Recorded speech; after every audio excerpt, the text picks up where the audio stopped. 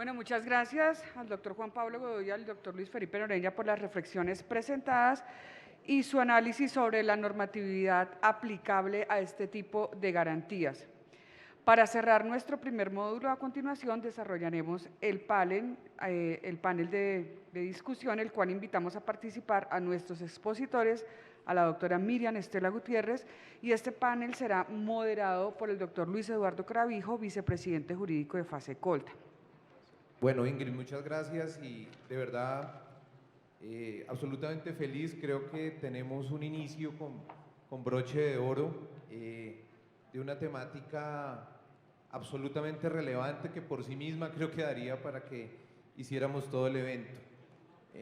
Yo en lo personal creo que aquí se ha marcado un hito histórico en relación con poder poner todas estas temáticas de una forma tan clara.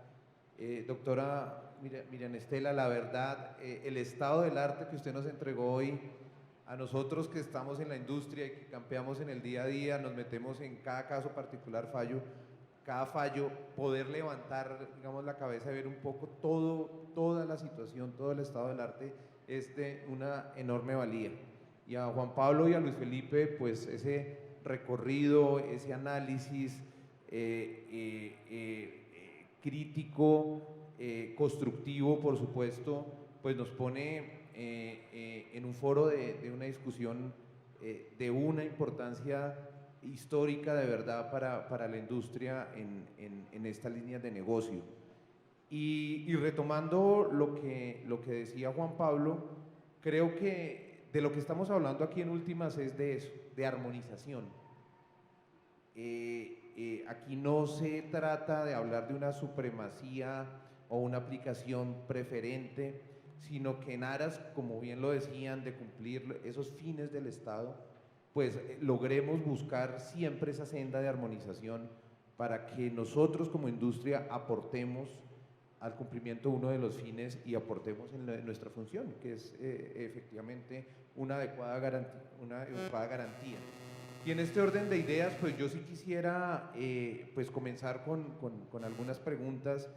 De verdad, hay muchas que nos han hecho en el chat, el tiempo no nos da, pero hemos destacado algunas muy relevantes y creo que lo mencionaban sobre la importancia con que nos llega este fallo de la Corte Constitucional, la sentencia C-112 de este año, en relación con la naturaleza sancionatoria que tienen los intereses, particularmente los moratorios. Entonces la pregunta, y yo pues quisiera que la magistrada nos diera su opinión, por supuesto respetándole su condición de juez, sobre que, dada esa argumentación que hizo la Corte sobre el principio de intransmisibilidad de la pena, ¿usted cree que hay una senda que se pueda abordar allí en materia de las mismas consideraciones para los intereses moratorios del artículo 860 del Estatuto Tributario, magistrada? Y no sé si después Luis Felipe, Juan Pablo quieran también discernir sobre el tema. Buenas. La pregunta no es, o sea, tan fácil. Yo sí veo, perdón, dos consideraciones distintas. O sea, un tema son las sanciones y digo, lo que les señalaba en la exposición es que a veces los fallos se producen cuando hay situaciones extremas. Evidentemente la sanción del 100%, que antes era del 500%, es una sanción extrema. Y ese un poco creo que es el contexto en el cual la Corte falla. El fallo no lo conocemos, el fallo adicionalmente tiene salvamentos de voto, dos salvamentos de voto, y particularmente el entendimiento que tuvo el magistrado y lo que uno ve de los comentarios es que es cuál es el alcance de la responsabilidad solidaria. Quiero señalar eso. El Consejo de Estado había definido qué es la responsabilidad solidaria y además eso es un tema súper definido en materia tributaria.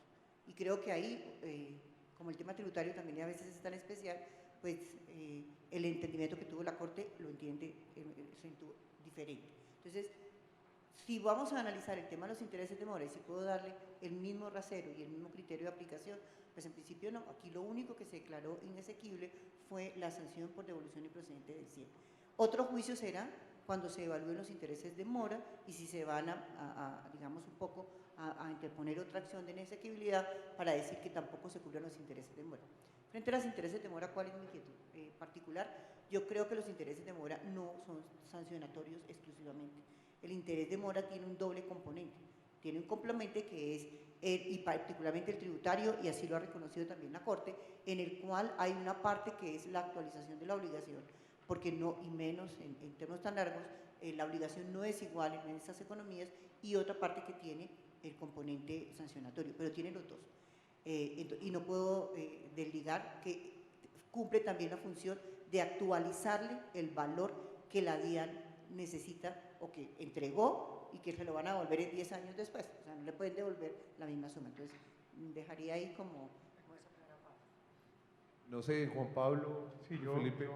yo creo, Luis Eduardo, que la autora Mistela dice dos cosas muy claras. La primera, no conocemos el contenido de la sentencia, que no ha sido notificada. Tenemos el comunicado de prensa de la Corte Constitucional, pero evidentemente pues, allí se vislumbran unos criterios bien claros y bien importantes.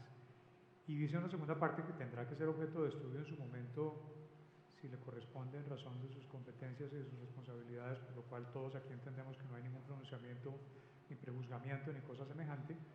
Pero evidentemente creo que todos somos conscientes de que habrá lugar a estudiar ese tema más adelante y que la tasa de interés moratorio en materia tributaria cumple una doble función, como ella muy bien recuerda y destaca, lo que seguramente a nuestra manera de ver señala la necesidad de profundizar en ese tema, porque seguramente allí podemos encontrar algo. ¿No, Luis Felipe? De acuerdo, sí, yo creo que es una discusión que se va a tener que dar. Obviamente ya tenemos la discusión asociada al límite de la garantía y la cobertura en cuanto debería estar limitada al valor asegurado. Y esta yo creo que es una discusión adicional que se tendrá que dar, sobre todo porque desde la perspectiva legal el mismo Estatuto Tributario califica los intereses como una sanción.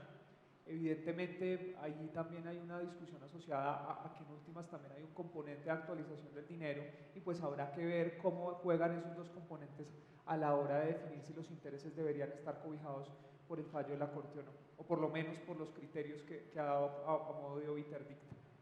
Ok, bajo estos preceptos, pero también animados en nuestra condición aseguradora, digamos, por esa línea que abrió el fallo, y también obviamente entendiendo que no tenemos un conocimiento del texto, yo quisiera hacer otra pregunta en relación con el mismo y quisiera comenzar con Luis Felipe, y es un poco saber si de pronto aquí se abre una línea para que otras disposiciones también en materia aduanera que tienen esa misma naturaleza, por ejemplo, garantías aduaneras donde se aseguran pagos de tributos, sanciones, intereses, todas las que hay en el Estatuto Tributario podrían tener ese mismo discernimiento, ya particularmente frente a los componentes de sanción. ¿Cómo lo ven ustedes? ¿Se abre una línea para que se dé un ejercicio de armonización entendiendo ese criterio de intransmisibilidad de la pena? Sí, seguramente la Corte Constitucional y el Consejo de Estado tendrá que analizar con mucho cuidado todas esas normas que obligan a los aseguradores a cubrir o responder por sanciones,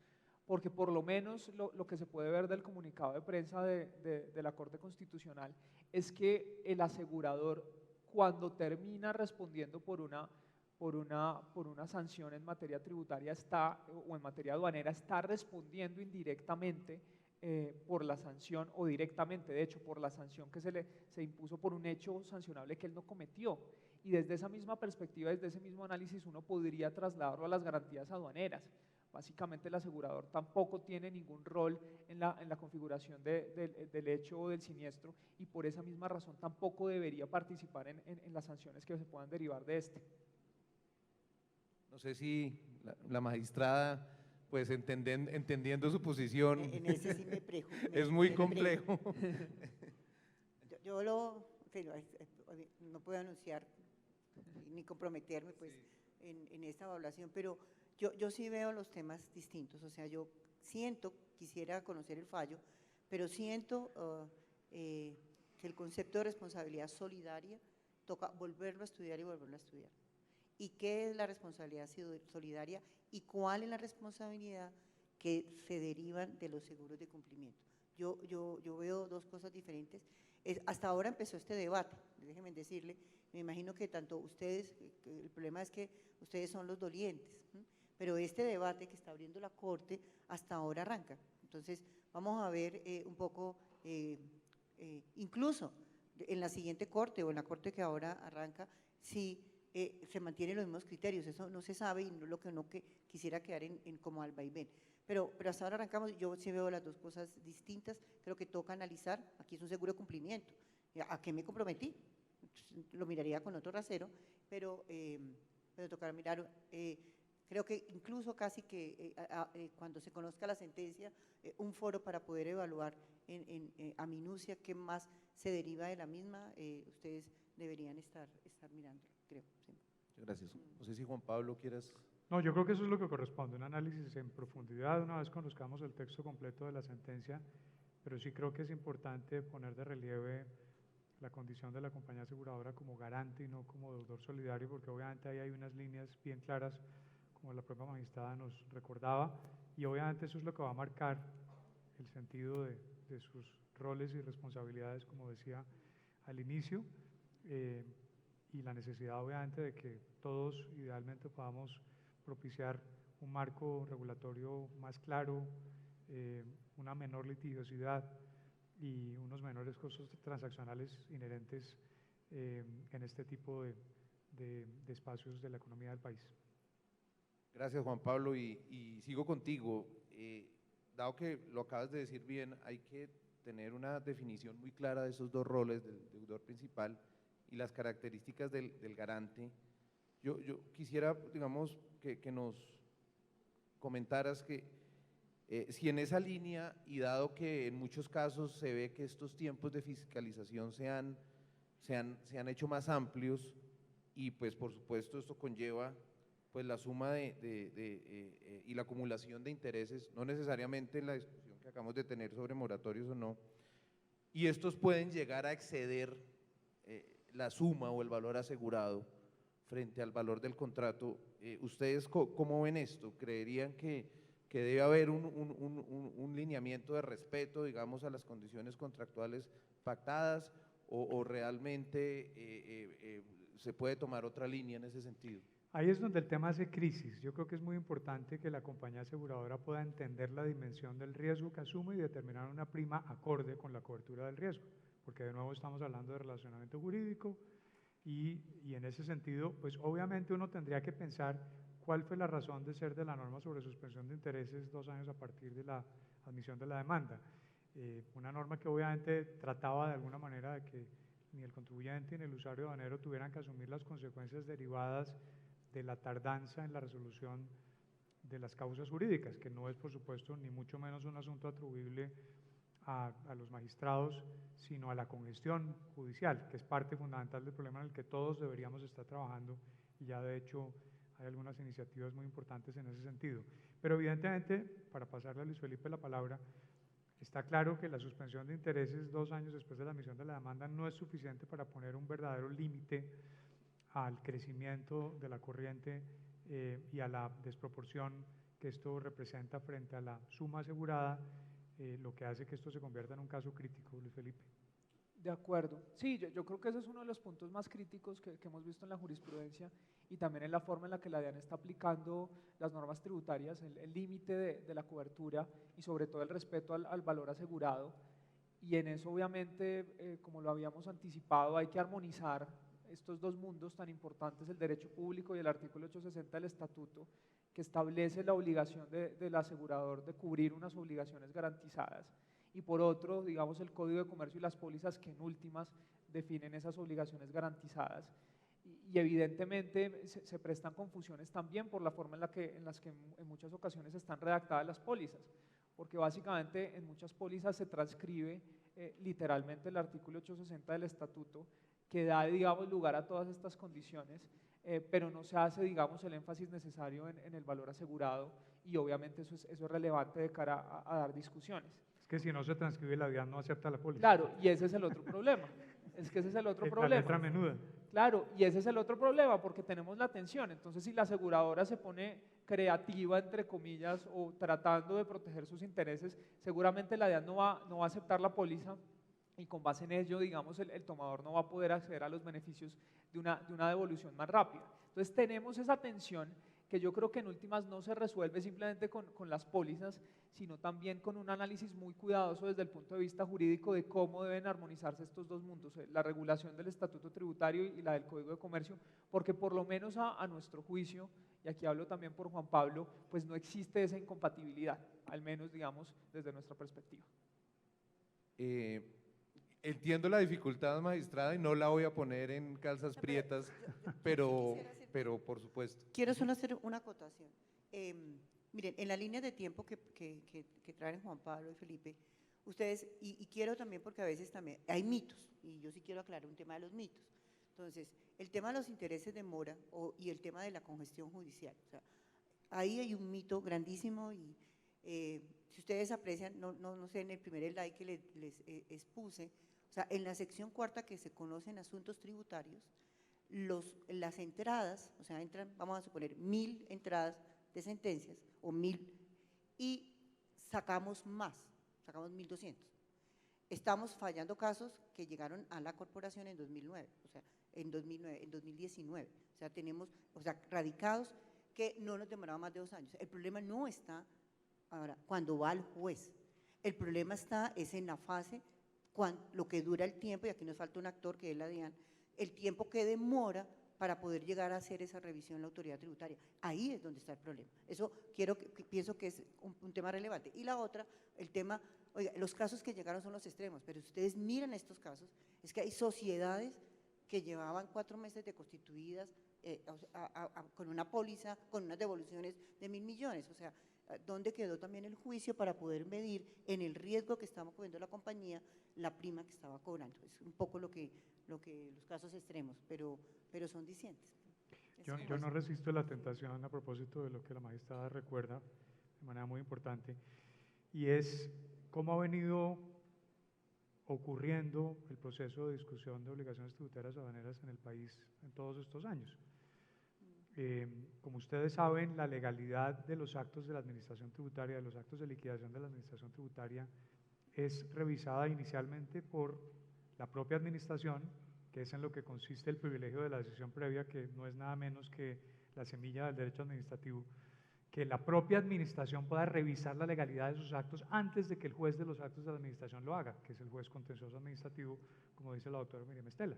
Pero lo que pasa es que tenemos unas instancias de decisión dentro de la vía gubernativa que hacen que el proceso se extienda muchísimo y que el margen de decisión, a pesar de que ha habido avances muy importantes en los últimos años, sea muy limitado. En muchas ocasiones las estadísticas muestran que las decisiones que toman en primera instancia en la vía gubernativa se confirman y se confirman y se confirman, a pesar de que hay decisiones muy valerosas y funcionarios muy valerosos que toman decisiones. Y ahí se abre, para no extenderme más, nuevamente la discusión de si Colombia debería, como otros países, retomar la idea de tener un tribunal fiscal y aduanero para resolver en vía gubernativa y para poder aliviar la congestión judicial, para que los altos tribunales de este país se ocupen verdaderamente de las causas grandes e importantes y en esa medida pueda haber una mejor y mayor seguridad jurídica para la decisión de los conflictos que pueden surgir entre la administración y los particulares.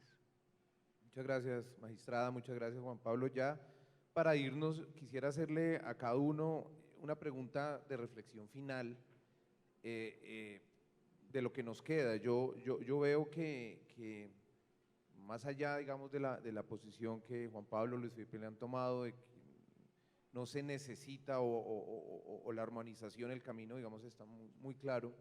¿Ustedes creen que le aportaría, digamos, a hacer más pacíficas todas estas discusiones un esfuerzo regulatorio que permita acercar más al seguro de cumplimiento, digamos, sin abandonar sus principios al funcionamiento de la administración pública? Sabemos que obviamente desde el punto de vista de la lectura del Código de Comercio por sí solo, pues a la lectura que se tiene desde lo administrativo, pues hay que hacer un ejercicio esforzado y que de pronto tender un puente regulatorio con un marco que permita darle ciertas particularidades a estos productos, a estas líneas de negocio, ¿ayudaría en esta línea, magistrada? Yo tengo aquí como una pregunta y los casos que trajimos son, creo que 56 casos en los ¿cuántas pólizas de seguro de cumplimiento emitieron? O sea, y miren los casos que se condenaron. O sea, el seguro de cumplimiento es una garantía para la administración tributaria, de que puede devolver confiadamente esos recursos. Y muchísimos de los que se devolvieron, pues no están en esto, o sea, cumplió su finalidad. Lo que pasa es que estos casos extremos que llegaron son los que nos ponen, pero yo creo que el seguro de cumplimiento, además, da la tranquilidad, primero para la administración y segundo para que el administrado pueda obtener, en el caso tributario de aduanero, bueno, sus devoluciones, sus saldos o sus obligaciones mucho más rápido. Entonces, yo sí creo que es relevante, por una parte, y que creo, no sé si regulatorio, realmente también hay un tema de la evaluación de los riesgos que tendrá que hacer la DIAN y que tendrá que hacer las compañías de seguro. Eso por una parte. Y por la otra, creo, y en este momento quedamos como en contraposición con lo que dijo la Corte. En este caso, yo sí creo que toca buscar mecanismos o regulatorios o sentencias de unificación que son súper poderosas para tratar de dirimir ya este choque, o sea, esta posición de pronto que se está dejando entrever en la Corte, o la posición de la DIAN de ir en una demanda de reparación ante la Corte. O sea, creo que es un tema como a evaluar. Perfecto, magistrada. No sé si Juan Pablo, Quizás primero Luis Felipe. para cerrar. Sí, yo creo que aquí obviamente dependiendo de las particularidades de cada caso hay que explorar cuáles son las acciones. Por ejemplo, recordando esta sentencia de la Corte Suprema de la Sala de Casación Penal, pues ahí hubiera sido bien importante pensar, por ejemplo, en una acción de tutela. No pudimos ver si finalmente se presentó una tutela, porque incluso esa sentencia terminaba siendo contraria a la posición de la Corte Constitucional, porque en esas sentencias la Corte Suprema determinó que el dolo del tomador y los actos delictivos del tomador y la inducción, digamos, al error del asegurador estaban cubiertos por las pólizas de cumplimiento, cosa que de acuerdo con la jurisprudencia actual de la Corte pues no es procedente. En el caso de los seguros tributarios y el límite del valor asegurado, pues ahí la discusión, digamos, por lo menos por lo que tenemos hasta el momento desde el punto de vista jurisprudencial, parece ya zanjada. Ya el Consejo de Estado tiene una posición muy reiterada y ahí yo creo que se abre la puerta para tal vez un esfuerzo regulatorio que le dé tranquilidad al sector y que resuelva, digamos, esas tensiones que siempre existen en el seguro de cumplimiento entre el asegurado, el tomador y finalmente la aseguradora que termina asumiendo los riesgos. Entonces, hay que evaluar cada caso y, digamos, la forma en la que se están presentando los problemas y con base en eso determinar las líneas de acción. Sí, yo creo, Luis Eduardo, que hay espacio para la mejora en la construcción del país, cada quien desde su responsabilidad. Y siento que aquí habría por lo menos dos ventanas. La primera tiene que ver con la necesidad de que en Colombia sigamos trabajando muy seriamente la importancia y la consistencia del precedente judicial. Evidentemente nosotros tenemos un sistema jurídico de derecho legislado y no de common law, pero eso no es incompatible con la seguridad jurídica que deriva de la importancia del precedente judicial, para que sepamos a qué atenernos. Obviamente eso pasa por la necesidad de evitar que se produzcan, y lo digo con mucho respeto, choques de trenes entre las altas cortes. Eso hay que evitarlo a toda costa, porque no tiene sentido que el país y los agentes del tráfico jurídico, digamos, corran con las consecuencias derivadas de esos aparentes choques de trenes que sería deseable que no ocurrieran. Y lo segundo será un espacio para mejora en la definición del marco normativo. Yo creo que hay una serie de herramientas que han estado presentes en varias propuestas de reforma tributaria como la que vamos a tener este año en el segundo semestre, lo que no sé todavía es bajo qué administración, en lo que tiene que ver con los modos alternativos de solución de conflictos en materia tributaria y en materia aduanera. Es mucho lo que se puede hacer en ese espacio para tratar de nuevo resolver la altísima litigiosidad, disminuir los costos transaccionales y que en este país nos podamos dedicar de lleno a hacer lo que mejor sabemos hacer, que es generar valor agregado para la economía y crecer, porque es la única forma de que salgamos adelante de estas dificultades. Pues muchas gracias a todos. Como corolario, el fallo de la Corte Suprema de Justicia creo que nos daría otras 3 horas para hablarlo aquí. Desafortunadamente no tenemos ese tiempo, pero nos vamos muy contentos. Yo creo que el derrotero de abrir un espacio de diálogo, usted lo decía, magistrada, importante hubiéramos querido tener a la administración tributaria acá, infortunadamente no nos pudieron acompañar, pero creo que se abre un espacio para que se entienda que estos temas se tienen que seguir hablando, seguirnos concertando como partes interesadas en la construcción de país que bien hablaba Juan Pablo. Les agradezco porque nos ha sido de enorme valía esta jornada y espero que haya sido del agrado de todos. Muchas gracias. A nuestros panelistas, muchísimas gracias. Importantes intervenciones, importantes enseñanzas, y los invitamos entonces a tomar un receso de 20 minuticos.